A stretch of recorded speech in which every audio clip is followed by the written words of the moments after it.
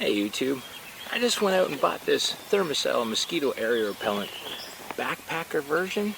I'm going to open it up right now in this beautiful park where there are practically no mosquitoes and tell you how great it is. If that was the kind of review video you were looking for, you're in the wrong spot. What I am going to do is I'm going to take this ThermaCell out into the wilderness where there are lots of mosquitoes, demonstrate how well it works, and allow you to decide whether or not you want to spend your hard-earned money on this device. So let's do that. Alright, normally when I get here this late, my main concern is setting up in the mosquitoes. And not just, they're already starting, not just regular old mosquitoes, but prime mosquito time, or otherwise known as mosquito hour. That time between 7:30 to 9:30 when a significant amount of mosquitoes seem to come out. And you do not want to be out here unprotected in those kind of conditions. But what a great time to test out a brand new mosquito repellent device. So as I walk in here, I want to discuss the portable ThermaCell unit that I did an honest review on. And man, people were really polarized underneath that review. Some people said, hey, really good review.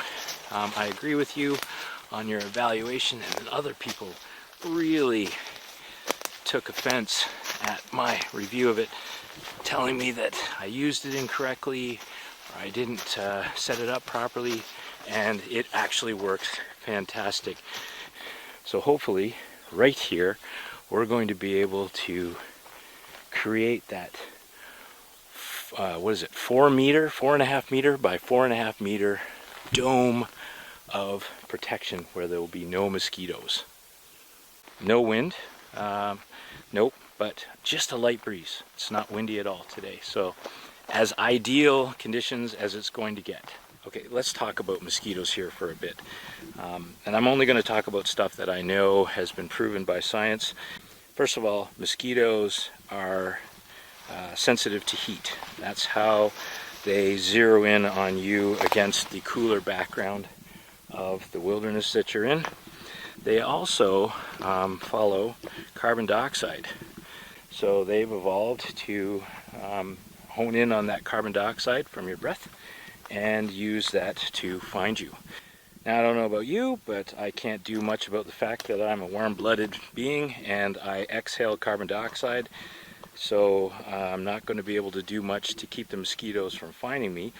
But what topical mosquito repellents do for you is when the mosquitoes do find you, it confuses them. It doesn't allow them to find the capillaries close to the surface of your skin that they're going to be able to drill into and suck your blood. So that's how those things work. Then there's permethrin clothing spray that you can use to keep the mosquitoes from landing on your clothes and then trying to bite you through clothing. If you can get out into a breeze, mosquitoes aren't very good flyers, especially in windy conditions. So if you can get out where there's a breeze, there'll be fewer mosquitoes. Obviously, we're going to test this device deep in the woods here where there is less of a breeze and lots of places for mosquitoes to rest and wait for you to come along. And of course, there's always the physical barrier, either a screened-in area or a bug jacket that presents a physical barrier against mosquitoes. And just in case this doesn't go well tonight, I have brought along my bug jacket, which I will cheerfully hop into if this device doesn't provide the protection that is suggested on the box. And those wonderful ads on TV that talk about the dome of protection.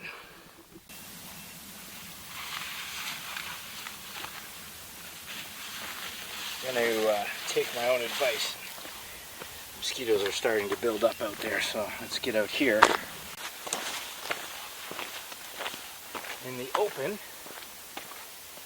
where there are far fewer mosquitoes. Just relax and wait for them to come out. So while we're out here waiting for the mosquitoes to get bad in there, let's talk about some of the criticisms that I received under my previous review video of the ThermaCell portable unit. So one of the things that they suggested was it didn't work well because I wasn't using it properly. The holster comes with a belt clip, so I used that belt clip to hold the unit while it was running, and I hiked through the bush.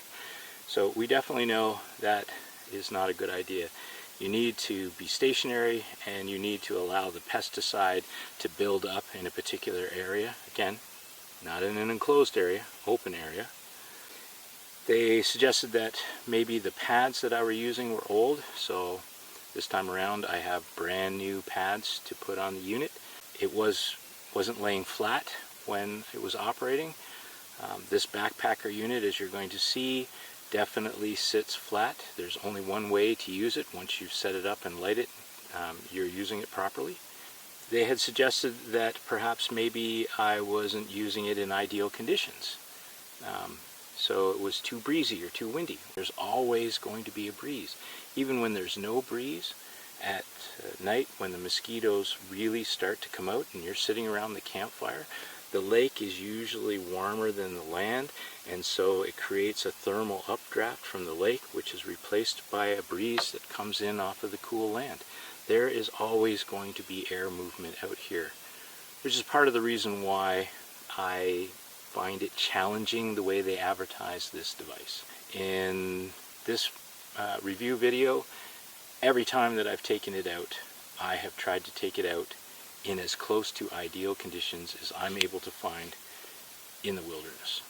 Another criticism I received from viewers is that I didn't give it enough time to do what it needed to do in order to protect me from mosquitoes. So the instructions are to turn the unit on, put a blue pad in, and let it warm up for 15 minutes. I'm going to let it warm up for a half an hour. It's going to have plenty of time to release the pesticide into the environment and create that 4.5 meter by 4.5 meter dome of protection. I really shouldn't laugh when I say that. I'm not being completely objective. Now I'll put the pesticide that is being used in these devices at the bottom here, but it is exactly the same pesticide that is used in pit coils, and I grew up with my parents using pit coils while we were camping, and I remember sitting there at a picnic table inside a dining tent, a screened-in tent, and the mosquitoes would fly around in that smoke that was coming off the pit coil and literally drop down to the picnic table and die. And just an excellent reminder, do not breathe the smoke that comes off this device. It is much, much stronger than the pesticide that comes off of those pit coils, and you really need to heed that warning. That strength of pesticide that we're releasing into the wilderness area, it's got to be impacting other beneficial insects, and the one I'm thinking of that needs our help is the humble bumblebee or honeybee. Now we'll get this thing ready.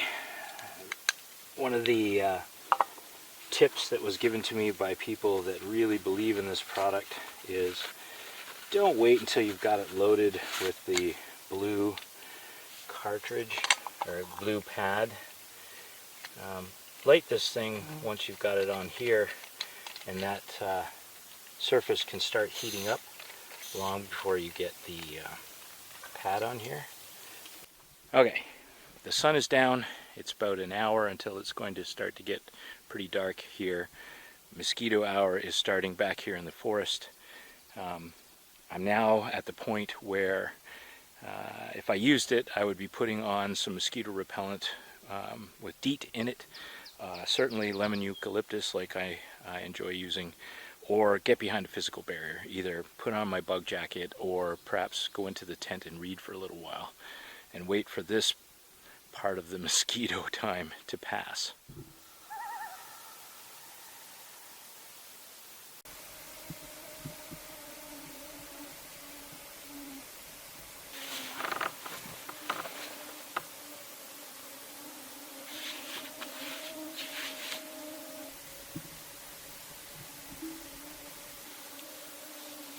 have light pants on. That's not supposed to attract mosquitoes either.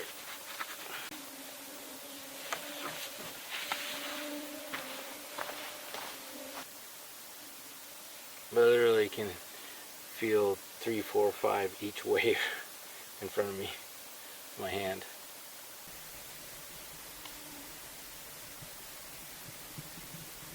Eventually it's going to cool down and the mosquitoes will subside to a level that I can tolerate. But that will have nothing to do with this device. It will have to do with the environment. Now, I suppose if I got right next to it, like this, cuddled with it.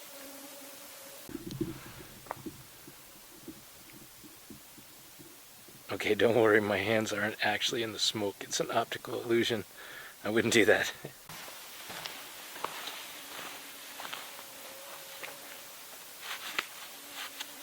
I don't think it's worth the money that people are paying for it. As protection for these kind of mosquitoes is a physical barrier.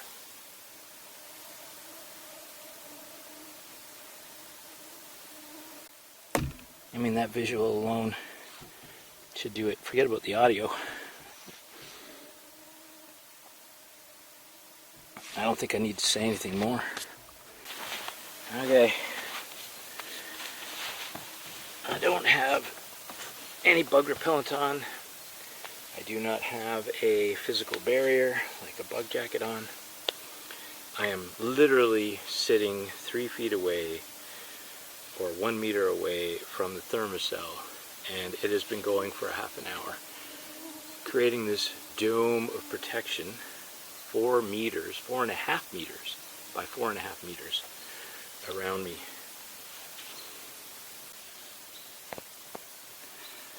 Okay, for the rest of this I'm going to have to put the physical barrier on. Wow. Alright, hang on there for a second. Plenty of mosquitoes all around me here. I don't know if it's showing up on video though.